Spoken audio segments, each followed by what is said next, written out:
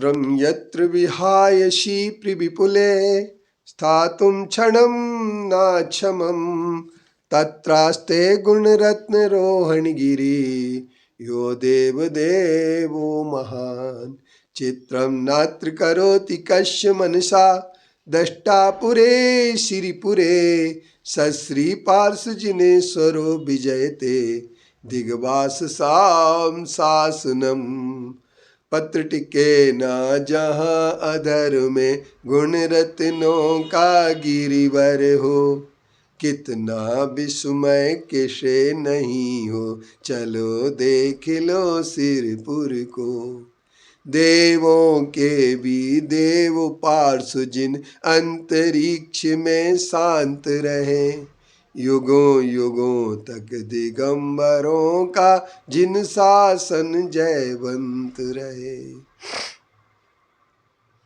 भगवान महावीर का एक अचेलक धर्म रहा है, इसलिए भगवान महावीर ने वस्त्र को संयम का साधन नहीं माना, क्योंकि वस्त्र लज्जा ढकने के लिए, शीतोष्ण आदि की बाधा को जो सहन नहीं कर सकते हैं उनके लिए एक औषधि के समान माना गया है।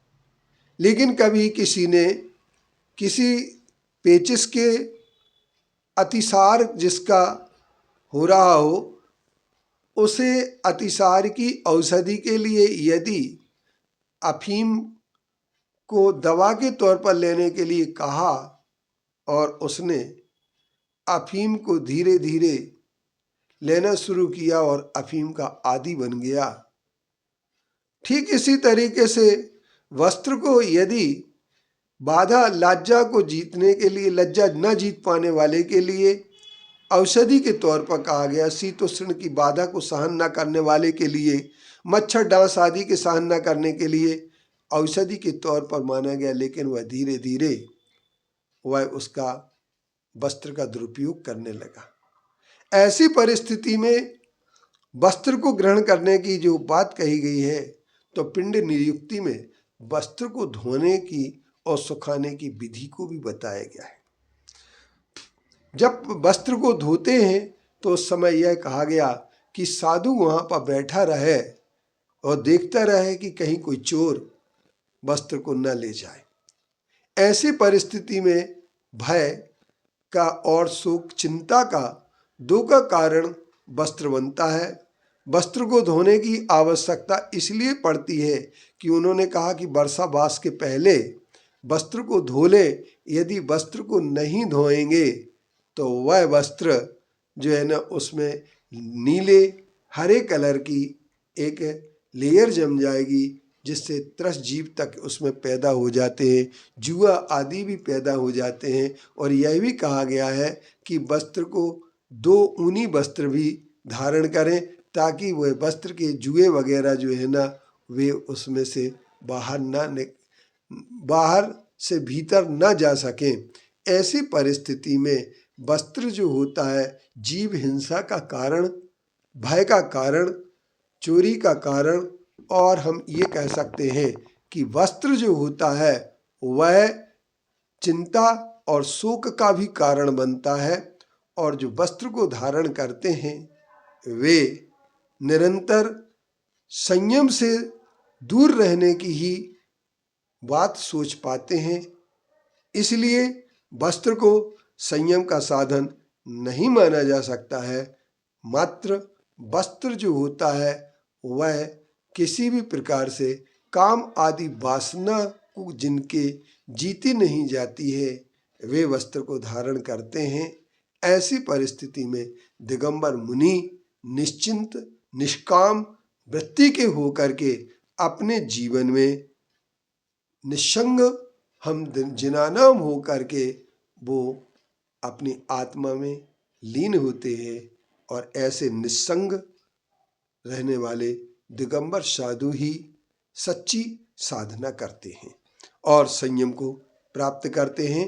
अंत में हम यह कह सकते हैं कि वस्त्र संयम का साधन नहीं है। अंतरिक्ष प्रभु पार्श्वनाथ की सब मिल जय जयकार करो। प्रभु की प्राण प्रतिष्ठा में अब तन मन धन बलिदान करो। अंतरिक्ष प्रभु पार्श्वनाथ की सब मिल जय जयकार करो। प्रभु की प्राण प्रतिष्ठा में अब तन मन धन बलिदान करो। बोलो पार्श्वनाथ की जय, पार्श्वनाथ की जय, ओ बोलो पार्श्वनाथ की जय, पार्श्वनाथ की जय। तुम हो सब देवन के देवा, शत शत इंद्र करे नित सेवा। तुम हो सब देवन के देवा, शत शत इंद्र करे नित सेवा। कोटि कोटि रवि चंद्र सितारे, यश गुण गाते हैं प्रभु तोरे। कोटि कोटि रवि चंद्र सितारे, यश गुण गाते हैं प्रभु तोरे। मंगल में प्रभु पार्श्वनाथ की वाणी का सत्कार करो। मंगल में प्रभु पार्श्वनाथ की वाणी का सत्कार करो।